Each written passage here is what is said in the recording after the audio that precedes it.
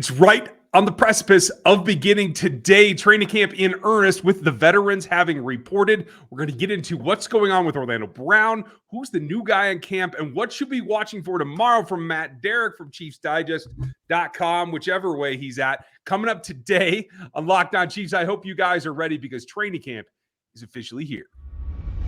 From the land of the free and the home of the Chiefs, this is the Locked On Chiefs podcast. Welcome back, everybody. It's been here a couple days, but this is like the real deal. I'm excited about it. I hope you are too. This is Matt Derrick from ChiefsDigest.com. I'm Ryan Tracy from Rogue Analytics, as well as NFL33.com and RGRFootball.com and all those kind of things. Thanks for making us your first listen. We're part of the podcast network that is Locked On, your team every day for free on every platform. And that brings us to today, where we get to talk about who's not in camp. And yesterday, I put it out there, and I did the show right after the news. They signed 2 tackles yesterday. It certainly is indicative of what I thought. Matt, tell us what's going on with Orlando Brown and what all this means. Yeah, the short answer is nothing's going on with Orlando Brown. Orlando veterans had until 10 o'clock Monday night to show up in St. Joe.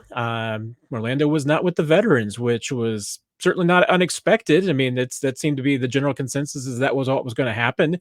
And we don't know what's going to happen next. I mean, there hasn't really been anything from either side about when they expect this to end, and they expect Orlando in camp. So at this point, we're just going to be sitting back and waiting and watching. And like you said, I mean, the Chiefs will start rolling out Wednesday morning. They have their first practice, and we'll see who's at left tackle, but they've got plenty of options, and they brought in some new bodies since not only Orlando, but remember missing Lucas Niang and Prince Tega Wanongo at starting camp as well. So 2 more guys that, hey, are they threats to make the roster? Probably not, but you need some players to facilitate the practice, and that's what these guys can do. And if they can turn it into a job, but bully for them.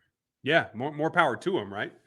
I think that's really what it comes down to, is just getting prep so you can get through practices and make sure that you can get the rest of the offense down to the 3s and 4s, some reps, and get a look. Because I know we're all concerned about the starting level players and where Orlando is, but in the end, it's about evaluating talent all the way down to the last 53rd guy, right? Yeah, and for a camp, certainly just to facilitate the practice and have the lineups that you want and the timing that you want, and without wearing guys out, and giving them the opportunity to have some breaks here and there, and really be able to run a practice like you would a game, as far as the type of work that you're getting and everything, and certainly not putting anybody in the dangerous position. You want at least 15, 16 offensive linemen, and Chiefs. Ordinarily, they might even carry 18 offensive linemen in camp, so that you're going to be down some guys. And like we mentioned, right now they're starting camp down some.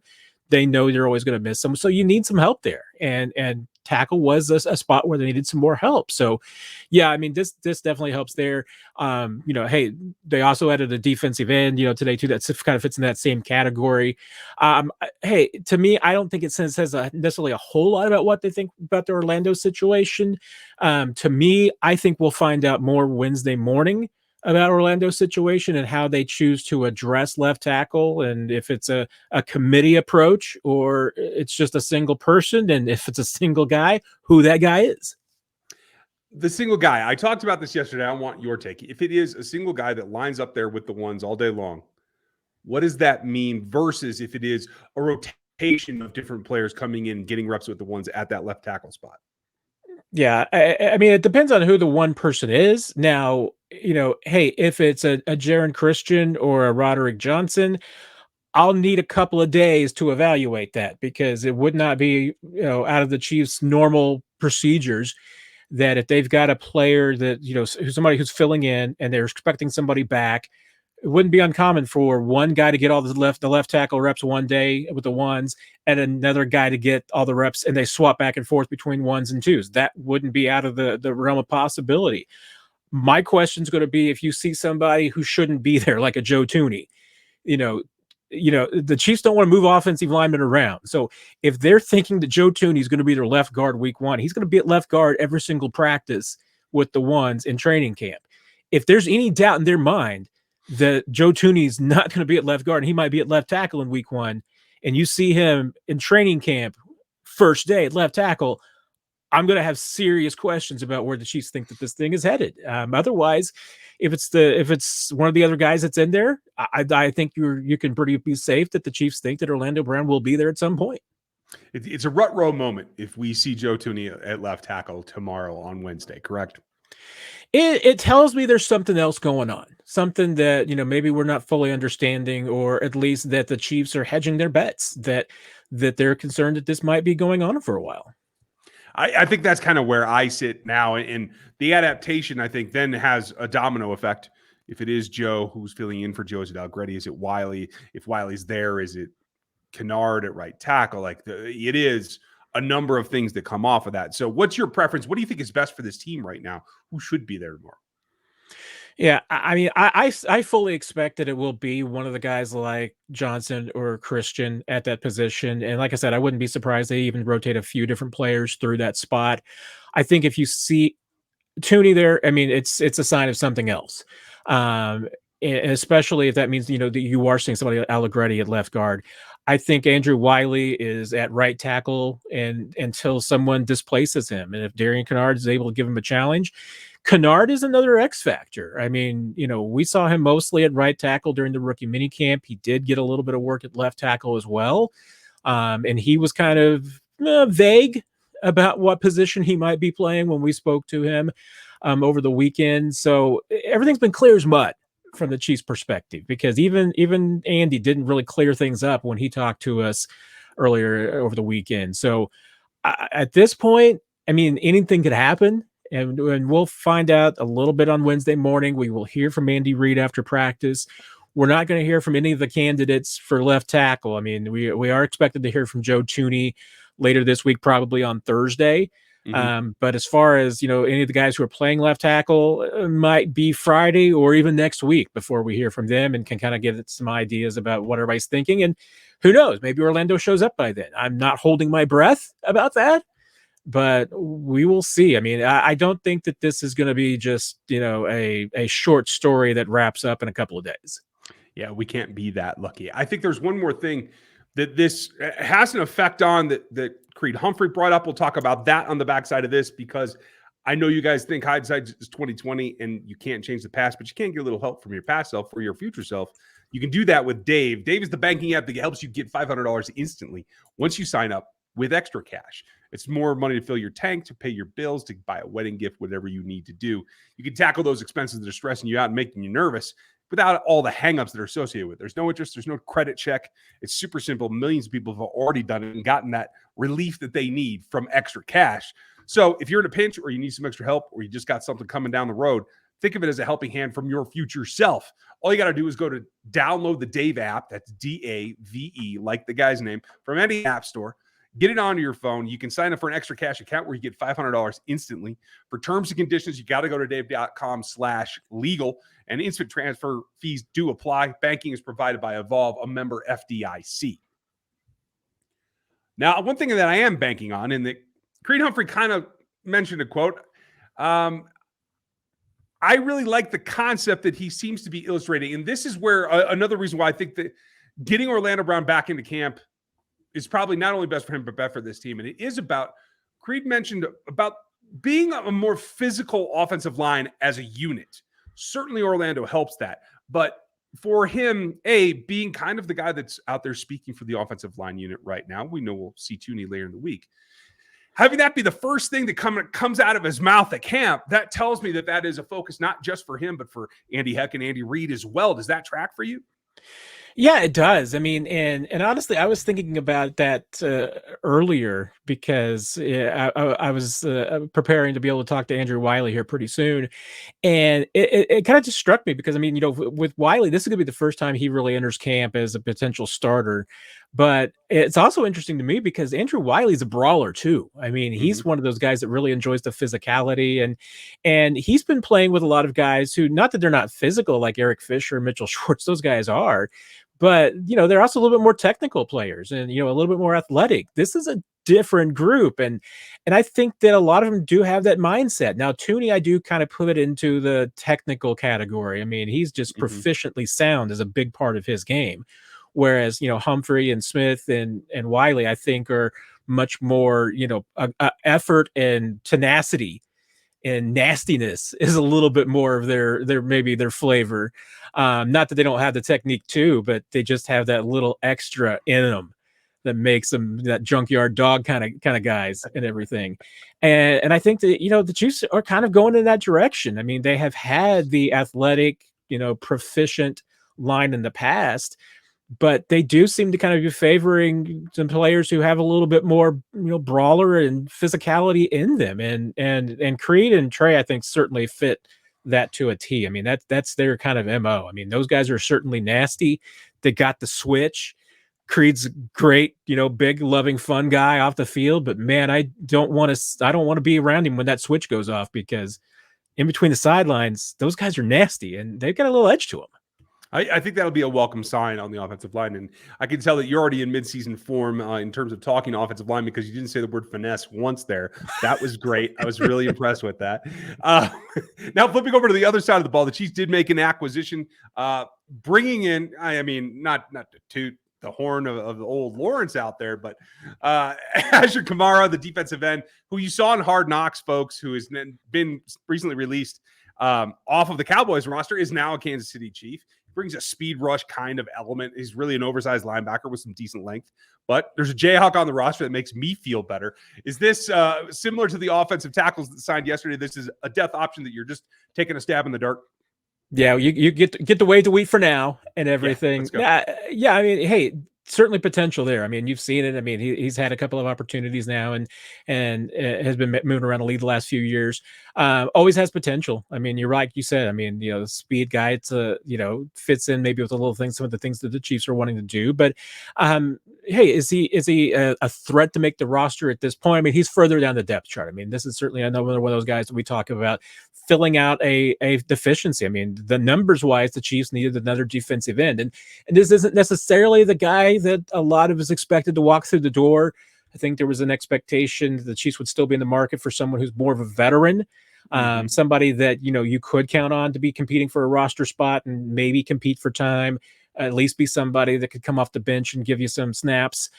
Doesn't mean that person's still not coming through the door. It just, there's some veterans out there that might be just waiting to see how injuries set up and what opportunities are there, and when's the brutality of camp over, and that they can show up and have missed a few weeks. Guys in their 30s think about that kind of thing. So that doesn't close the door on anything, but this, hey, it extends the bench and gives them a little bit more numbers at a position that they needed. I like it in terms of fit. I think you need a little bit of insurance also for Josh Kando and Malik Herring, who both are coming off injury that right now are in the mix to play and get time on this roster unless one of those veterans does walk through the doors. So let's hope that everybody comes around and that this is just a depth signing. I like the practice squad implications here, but clearly, as you just mentioned, additional pass rush help is not out of the question. Yeah, and I'm glad you mentioned Kando, because that's something that sometimes gets overlooked when we talk about this mini camp, because it's not just the quarterbacks and the rookies, it's for players coming back from injury. But one of the things that qualifies them, to be at this camp is that if they were a full participant in OTAs and mini camp, they can't come back early. So Kando fits into that category. I mean, the fact that he wasn't here for this mini camp tells you he's 100%. I mean, he's back at least fully. The ankle injury should not be a concern. He nearly came back at the end of last year, so you got to feel like that's pretty good. And Herring, remember, technically still is a rookie. That's why he qualified for this, since he was on non-football injury all of last year. He's still considered a first-year player, which makes him eligible, even though he's getting ready to hit year 2 coming back from the knee injury. And I honestly, I mean, during the minicamp, didn't see a lot of worries with him as far as movement goes and everything. But you're right. I mean, they've got a lot of guys that in front of him on the depth chart at defensive end that have injury questions and histories in their past, and you got to be prepared for that. Herring is really intriguing. We're going to talk more about him after the week kicks off and we see him on the field a little bit. Now, that's not the only thing we're looking forward to. There's going to be more. We're going to talk about that next, after you get all the information that you need to put your money on line in a way that helps you make some money off of it. And that's at betonline.net, where you can get all the podcasts, the odds, lines, games, information on everything for your wagering on sports, whether it's the NFL and all the crazy prop bets that are going on right now. The odds for the Kansas City Chiefs to get to the Super Bowl are a little bit diminished over last year, but they're still, I think, a good bet to get in there right now. And they have you covered at BetOnline. It's super easy to get there from any device, whether mobile or on your desktop. Check it out. It's BetOnline, where the game starts. So I said Herring. He's one guy that I definitely want to see. I'm really intrigued by that. Obviously, the defense has more question marks all the way around, on my opinion.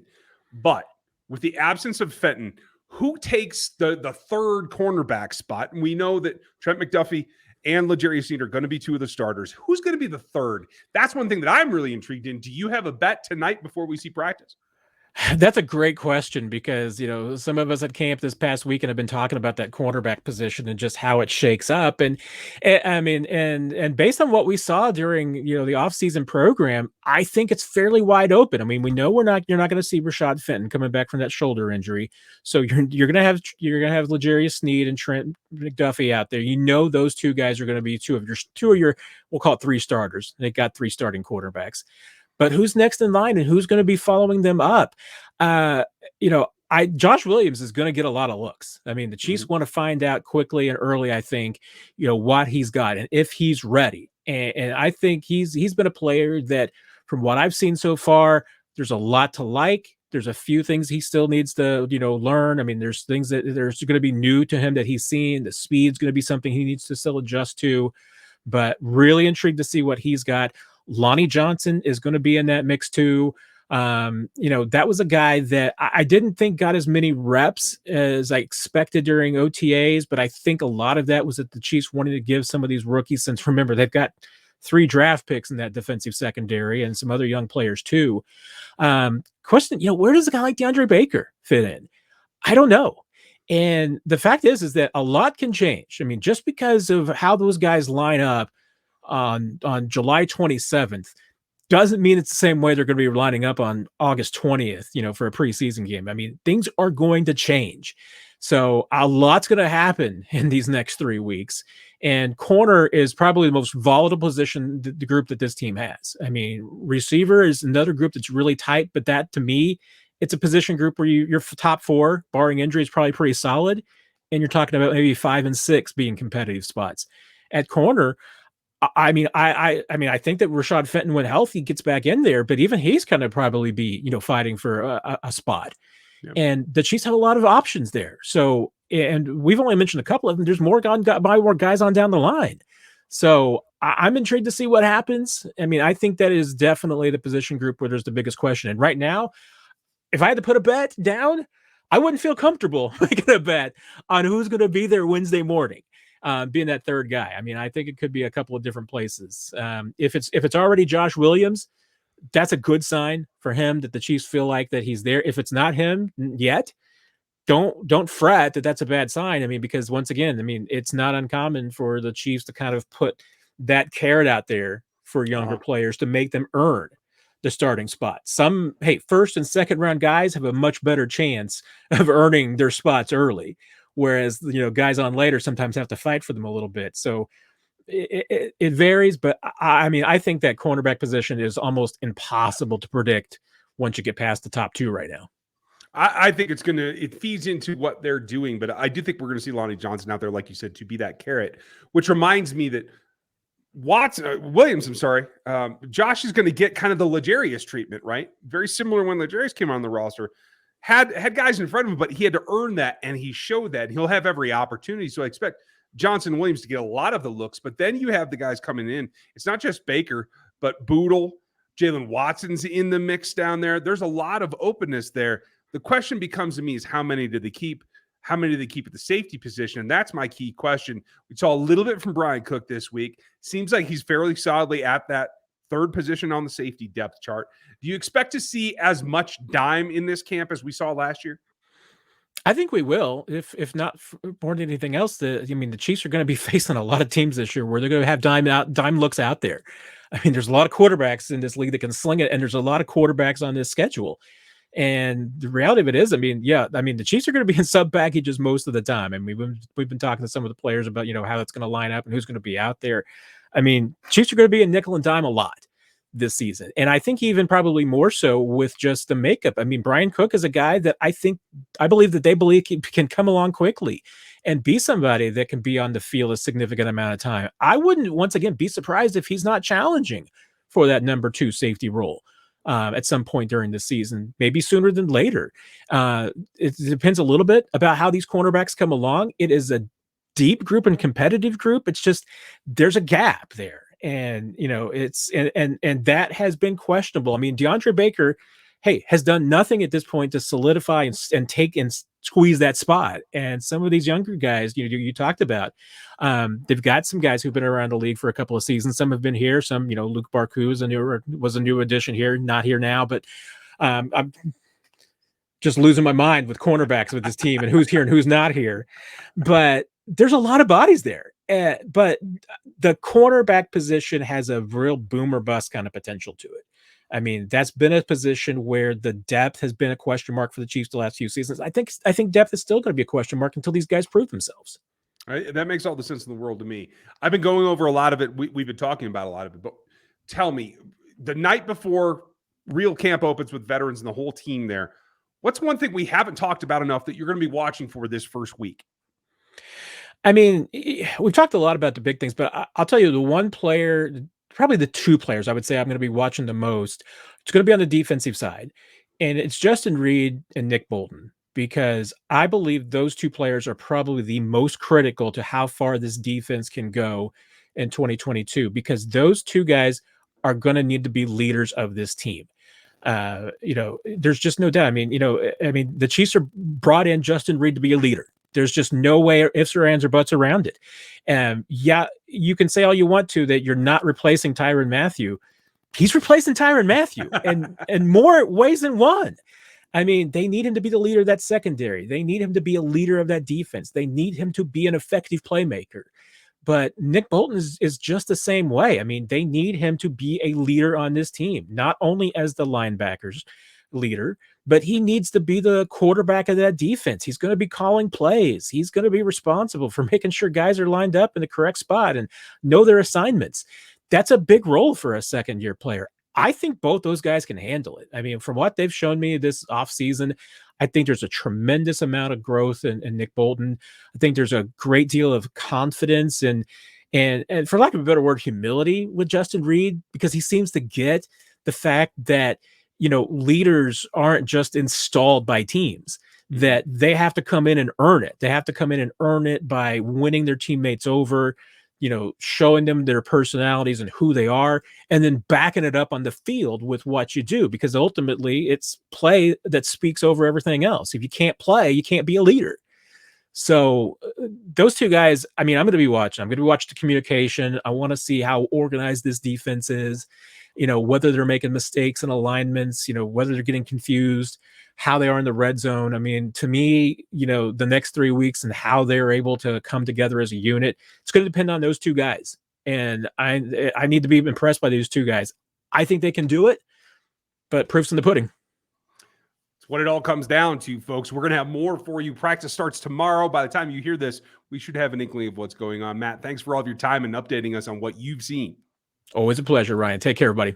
Folks, ChiefsDigest.com is where you get Matt's work. Check back here for more. We'll have it for you tomorrow. Thanks for listening today.